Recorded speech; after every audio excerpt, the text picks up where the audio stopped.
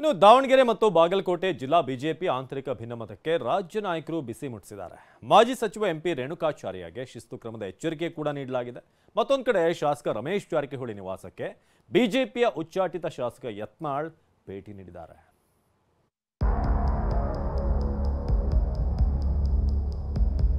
ಈ ಆಂತರಿಕ ಗೊಂದಲಗಳೇ ಪಕ್ಷಕ್ಕೆ ಮುಳುವಾಗಿರುವಂತದ್ದು.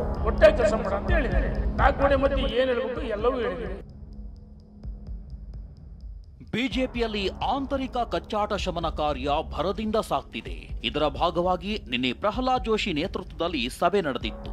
ದಾವಣಗೆರೆ ಹಾಗೂ ಬಾಗಲಕೋಟೆ ನಾಯಕರ ಜೊತೆ ಮಾತುಕತೆಯಾಗಿತ್ತು.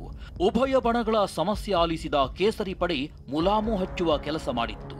ಇದೀಗ ಸಭೆಯಲ್ಲಿ ನಡೆದ ಇನ್ಸೈಡ್ ಮಾಹಿತಿ ಟಿವಿ9ಗೆ ಲಭ್ಯವಾಗಿದೆ.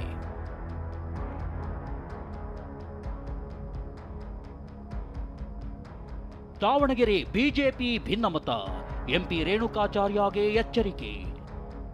ದಾವಣಗೆರೆಯಲ್ಲಿ ಜಿಎಂ ಸಿದ್ದೇಶ್ವರ ಹಾಗೂ ಎಂಪಿ ರೇಣುಕಾಚಾರ್ಯ ನಡುವೆ ಮುಸುಕಿನ ಗುದ್ದಾಟ ನಡೀತಿದೆ. ಹೀಗಾಗಿ ಈ ಮೊದಲು ಜೋಶಿ ಸಿದ್ದೇಶ್ವರ ಬಣದೊಂದಿಗೆ ಚರ್ಚಿಸಿದ್ರು. ಇದರ ಮುಂದುವರಿದ ಭಾಗವಾಗಿ ನಿನ್ನೆ ರೇಣುಕಾಚಾರ್ಯ ಹಾಗೂ ಅವರ ಬೆಂಬಲಿಗರೊಂದಿಗೆ ಮಾತುಕತೆ ನಡೆಸಿದ್ದಾರೆ.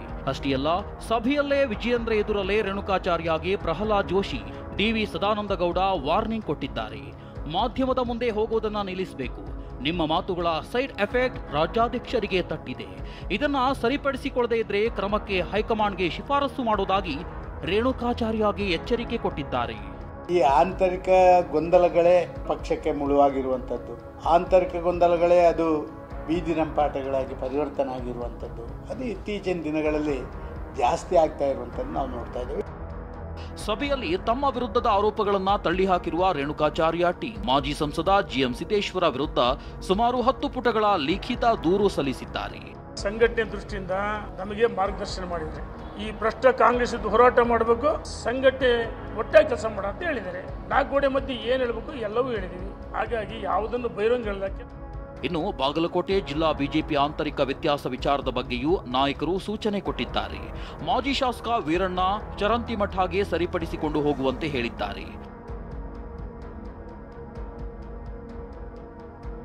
ಈ ಮಧ್ಯೆ ನಿನ್ನೆ ಬಿಜೆಪಿ ಉಚ್ಚಾಟಿತ ಶಾಸಕ ಬಸನಗೌಡ ಪಾಟೀಲ್ ಯತ್ನಾಳ್ ಬಿಜೆಪಿ ಶಾಸಕ ರಮೇಶ್ ಜಾರಕಿಹೊಳಿ ಅವರನ್ನ ಭೇಟಿ ಮಾಡಿದ್ದಾರೆ.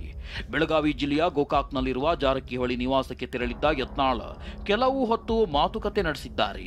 ಈ ಮಧ್ಯೆ ಮಾಜಿ ಸಿಎಂ ಬಿಎಸ್ ಯಡಿಯೂರಪ್ಪ ಇಂದು ಕೂಡ ರಾಜ್ಯ ಬಿಜೆಪಿ ಕಚೇರಿಗೆ ಭೇಟಿ ನೀಡಿದ್ರು.